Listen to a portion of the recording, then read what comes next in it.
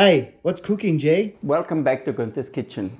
Today we're making Anzac Biscuit. Anzac Biscuits are an iconic Australian biscuit. Next to Tim Tams, they are the most loved biscuits in Australia and New Zealand. They used to be sent in the First World War to the diggers, which are the Australian, New Zealand soldiers, as a snack, which they keep for a long time. Now back then, they were very well cooked. They were like, crunchy as. Now, a lot of people prefer them a bit chewy. So we made them chewy, and just check out the recipe and you find out. Okay, so the ingredients you need are raw oats, plain flour, desiccated coconut, baking soda, some white sugar, some brown sugar, some golden syrup, and some butter. Now, in the States, if you can't find the golden syrup, just use 1/3 treacle and 2/3 honey or corn syrup, and you'll be fine. All right, so let's do it. So what we need to do is we have a saucepan, we put that on the flame, and we add our butter. We just let the butter melt, and as soon as the butter is melted, we add our golden syrup. In the meantime, we using the bowl with the flour and the oats, we add our sugar, and we add our coconut, and we use a spoon, and we mix it all through very well. You don't have to use brown sugar, but I find if I use the brown sugar, they're a bit more caramelized.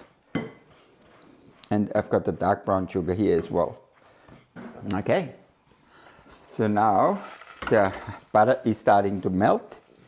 Now we're adding our golden syrup.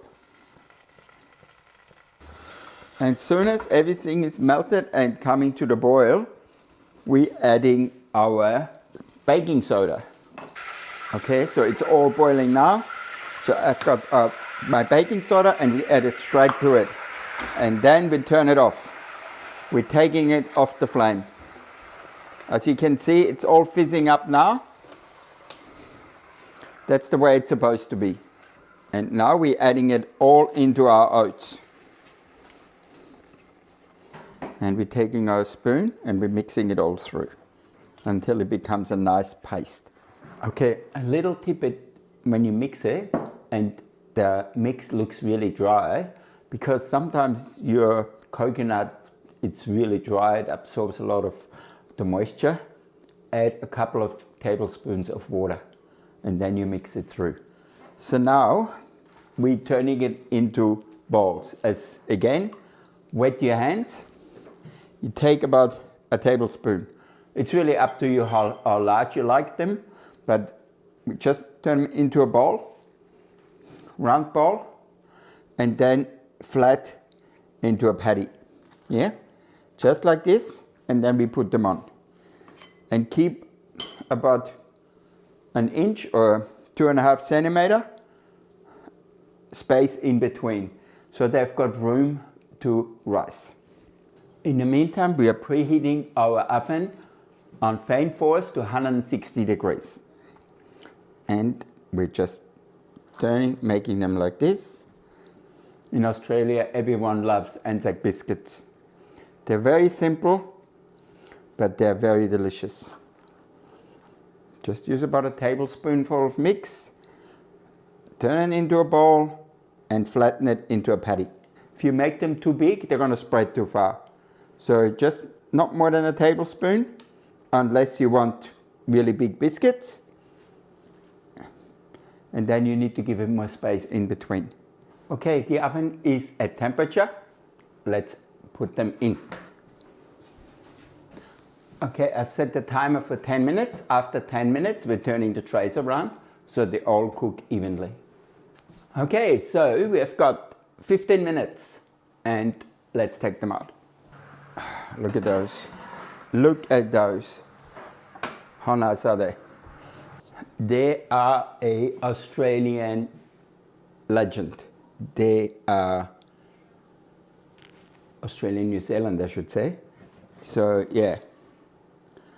Now there is a dispute about should they be chewy, should they be crunchy. If you want them crunchy, you cook them longer. Yeah. So 15 minutes for chewy, 20 minutes for well cooked and crunchy. Now, the diggers, like the Australian soldiers in the First World War, they got them crunchy because the longer you cook them, the longer they will last. Yeah, so, but those, let's cool them down and then we try them. Okay, it's time to try them. They look delicious.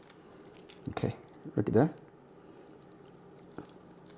Look, chewy in the middle, crunchy on the outside, just the way we love them. If you want them crunchier, cook them 5 minutes longer.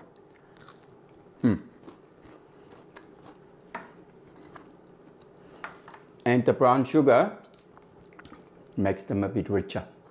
All right, so have a go, try them.